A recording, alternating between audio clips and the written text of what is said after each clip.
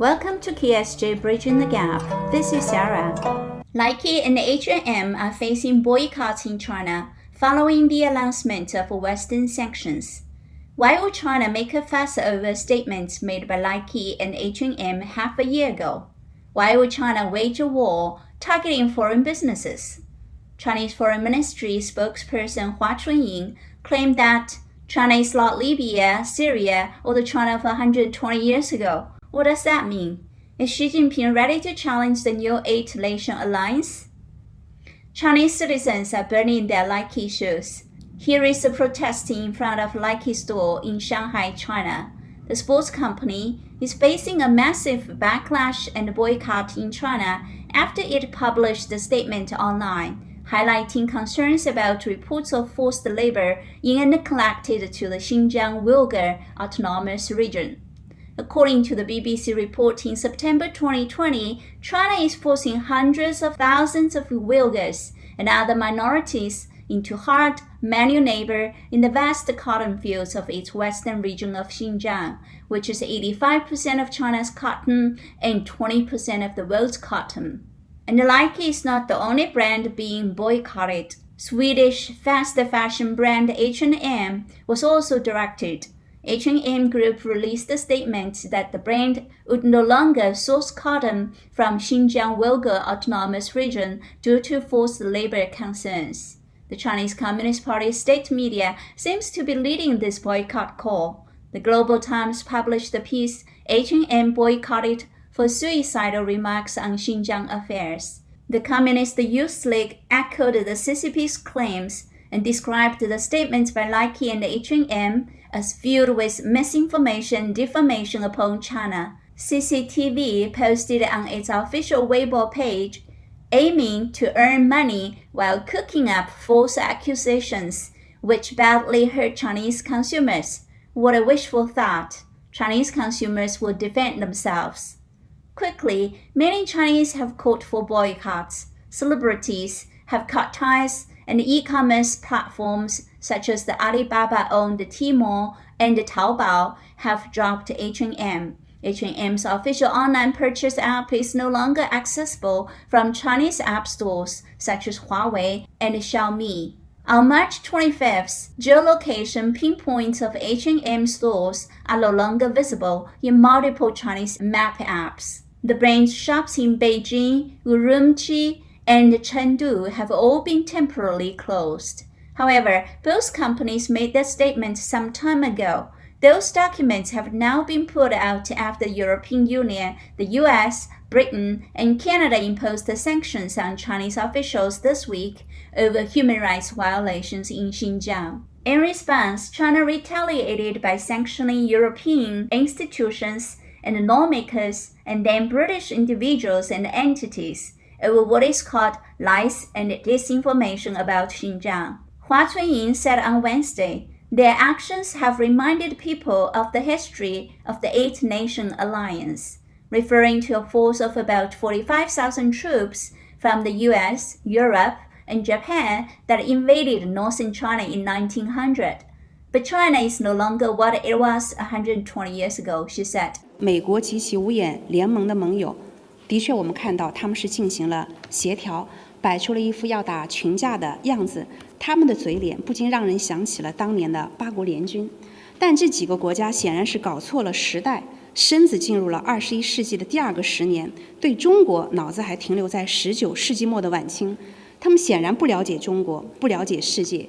现在的中国已经不是120年前的中国，中国人民是惹不得的。如果惹翻了，是不好办的。No one should dare to offend the Chinese people. She has apparently allowed herself to represent all Chinese people in the battle to fight against the free world and to justify the evil CCP's violation of human rights. But according to Apple Daily, Nike sales in China is increasing, and people are still queuing outside the H&M stores. What it is about the Chinese diplomats who have pedigrees stretching back to the Cultural Revolution and far beyond? In China, there is a generation who grew up drinking wolf milk during the Cultural Revolution period. They were considered to be wolf puppies, irrational and relentless. Today, the country's leaders are made up of people from the Red Guard's generation, so it is natural that arrogance and rudeness have become the norm among Chinese officials, including diplomats. But in most cases, these wolf puppies pretended to be polite and followed international practice because after the Cultural Revolution, Deng Xiaoping, the chief architect of the reform and opening up policy, needed foreign money and technology in order to rescue the economy. Under Deng's hide and bite, hide your strength and bide your time strategy, China becomes the second largest economy in the world. Along the lines of this strategy, the diplomats generally kept a low profile, hiding their swords in the scabbard. Recent years in China, Deng Xiaoping's strategy has been replaced with wolf warrior diplomacy launched by the current Chinese single authority, Xi Jinping. Xi's diplomatic thoughts encourage fight. Therefore, China's ever-assertive and aggressive approach to diplomacy has been dubbed wolf warrior diplomacy. Under Xi's guidance, most Chinese diplomats have adopted the wolf warrior diplomacy strategy and become more aggressive than ever. They are on the attack everywhere, especially after the pandemic spread to the world due to improper handling and cover-up. They provoke international chaos and spread false information to shift blames.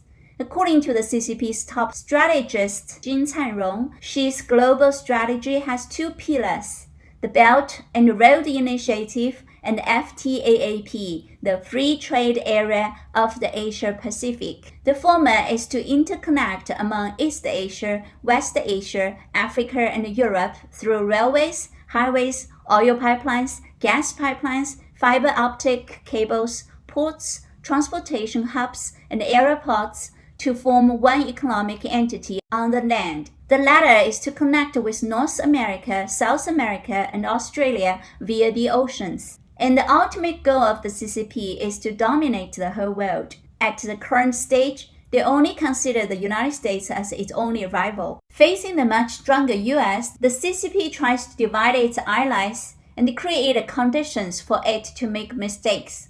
At the same time, it will keep the US busy by creating more enemies to confront with it. In this case, North Korea, Russia, Iran, etc. are all good players.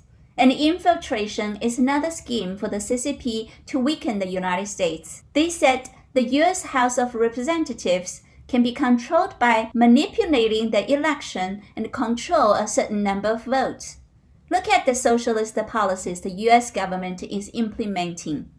Jin Canrong said if China did good infiltration in the United States, China may be able to buy it over and turn it into the CCP's second standing committee of National People's Congress. The CCP is very clear that the West, including the United States, need to grow business. China is a large market, which is a very attractive bait.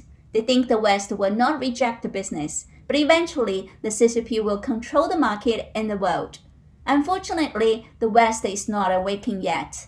While the US, the UK, and Canada joined the European Union in announcing sanctions on Chinese officials accused of human rights abuses, Japan shies away as the only group of 7 members not to follow suit. Muji, the Japanese retail company, took the opportunity to promote Xinjiang cotton products as Chinese netizens lash its rivals. And Biden said at his first press conference after taking over office that he has a good relationship with his Chinese counterpart Xi Jinping, and the United States will invest in China's economy and democracy at home, compete with China in investment in future technologies, and advocate for human rights. U.S. Secretary of State Blinken also said on Wednesday that the United States will not force any NATO ally to choose sides between Washington and Beijing, although he warned that China was seeking to undermine Western liberal democracies. Obviously, they haven't learned the right way to deal with the evil CCP yet. KSJ, Bridging the Gap. See you next time.